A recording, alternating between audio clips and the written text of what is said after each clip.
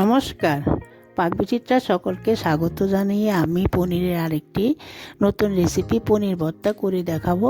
আমার চ্যানেলটি অবশ্যই সাবস্ক্রাইব করবেন।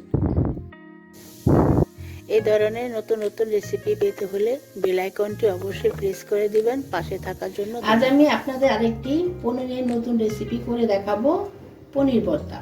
তার জন্য এখানে আমি 500 গ্রাম পনির নিয়েছি।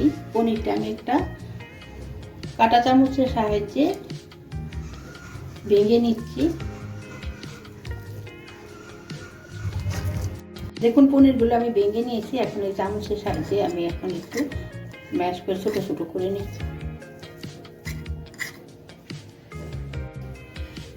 পনির ভর্তা বানানোর জন্য এখানে আমি একটা মিডিয়াম সাইজের আলু ছোট টুকরো করে কেটে নিয়েছি। কেটে 2 মিনিট একটু ভাপিয়ে নিয়েছি। এখন আমি ভেজে নেব। এখানে আমি রান্নাটা সাদা তেলে করব, চাইলে আপনারা সরষের তেলও করতে পারেন।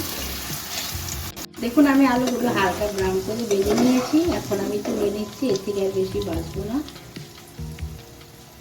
পনির ভর্তা রান্না করার জন্য এখানে আমি 3টে ছোট এলাচ মুখটা ফাটিয়ে নিয়ে নিয়েছি। এক টুকরা দারচিনি দিয়ে দিচ্ছি ফোড়নের জন্য। এখন আমি ফোড়নটা ভেজে নেব। আলুটা কিন্তু আমি গ্যাসটা মিডিয়ামে রেখে ভেজে নিয়েছি। এখানে একটা বড় পেঁয়াজ আমি কুচি করে কেটে নিয়েছি। আমি আলু ভাজা তেলে কিন্তু রান্নাটা করছি, আর তেল অ্যাড করিনি। এখন পেঁয়াজটাকে আমি ব্রাউন করে ভেজে নেব। দেখুন আমি পেঁয়াজটা ব্রাউন করে ভেজে নিয়েছি। কালারটা দেখুন চেঞ্জ হয়ে গেছে। এখন গ্যাসটা লোতে করে দিচ্ছি। 1 টেবিল চামচ আদা পেস্ট দিয়ে দিচ্ছি। আদার পেস্টটাকে একটা পেঁয়াজে নিয়ে দিচ্ছি। কষিয়ে নিচ্ছি পেঁয়াজের সঙ্গে। আমার আদাটা কষানো হয়ে গেছে। 4 চামচের 1/2 চামচ হলুদ গুঁড়ো দিয়ে দিচ্ছি। 4 চামচের 1 চামচ জিরে গুঁড়ো দিয়ে দিচ্ছি। 4 চামচের 1/2 চামচ ধনে গুঁড়ো দিয়ে দিচ্ছি। 4 চামচের 1/2 চামচ কাশ্মীরি লঙ্কার গুঁড়ো দিয়ে দিচ্ছি। জল অ্যাড করে দিচ্ছি। এখন ভালো করে মশলাটা কষিয়ে নেব। মশলাটা কষানো হয়ে গেছে। এখন আমি 2 টেবিল চামচ কাজু পেস্ট দিয়ে দিচ্ছি। কাজু পেস্টটাকেও 1 থেকে 3 মিনিট একটু কষিয়ে নিচ্ছি। দেখুন আমার কাজু দিয়ে কষানো হয়ে গেছে। এখন আমি পনিরটা দিয়ে দিচ্ছি। পনিরটা আগে আমি একটু কাঁটা চামচের সাহায্যে গুঁড়ো করে নিয়েছি। এখন পনিরটাকে আমি মশলার সঙ্গে ভালো করে 2 মিনিটের মতো কষিয়ে নেব।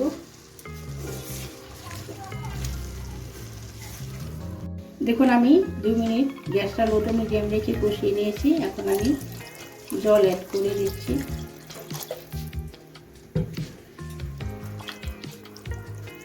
গ্যাসটা আমি মিডিয়ামে করে দিয়েছি।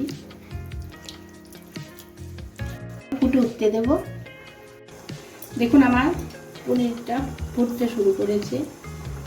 এখন আমি 4 চামচের 1 চামচ চিনি দিয়ে দিলাম।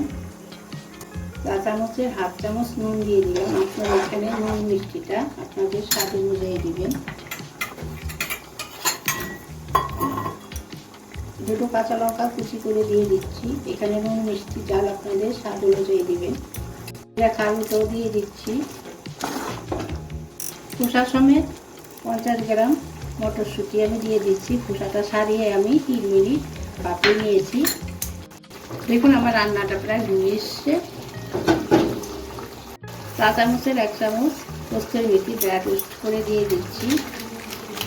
4 চামচের 1 চামচ গরম মশলা গুঁড়ো দিয়ে দিচ্ছি। 1 টেবিল চামচ বাটার দিয়ে দিচ্ছি। ভালো করে মিশিয়ে নিচ্ছি। 1 টেবিল চামচ আটা আমি দুধে গুলে নিয়েছি, দিয়ে দিচ্ছি। এখন ভালো করে মিশিয়ে নিচ্ছি। দেখুন আমার রান্নাটা পনির ভর্তা তৈরি হয়ে গেছে। এটা কিন্তু নামালে আর একটু ঘন হয়ে যাবে। এখন আমি গ্যাসটা বন্ধ করে দিচ্ছি। আপনারা ভাত, পরোটা, রুটি, নানের সাথে খেতে পারেন এইভাবে রান্না করে। দেখুন আমার পনির ভর্তা তৈরি হয়ে গেছে। আমি যেভাবে বানালাম আপনারা সেভাবে পনির ভর্তাটা বানিয়ে ভাত, রুটি, নান, পরোটার সাথে খাবেন, দেখবেন খুব ভালো লাগবে।